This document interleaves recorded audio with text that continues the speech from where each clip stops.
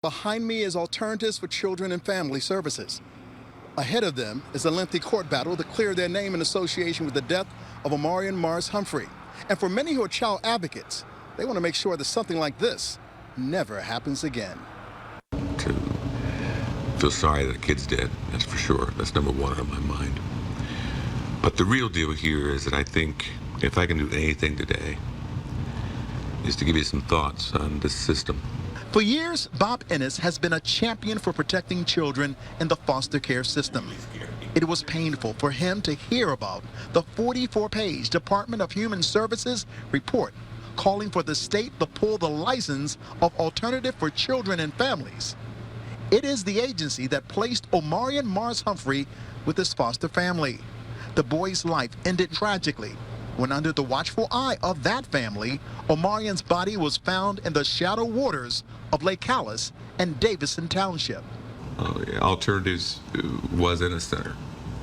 And in 1983, me and my partner split, the board split, and it became Alternatives, and I went to Detroit, and in 91, they asked me to come back. So now we're both here.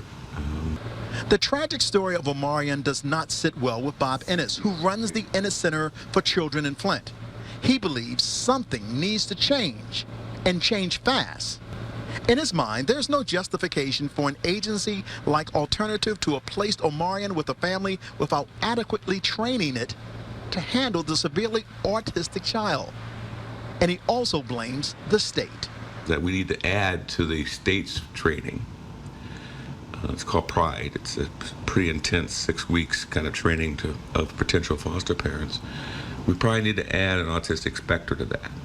So you ask what we've done differently.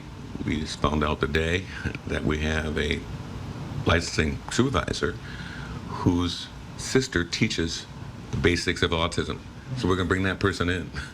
Now, we will use any resource in this community or outside this community if we have to try to find a way to best service these families who are becoming, as you probably know, more and more difficult to serve.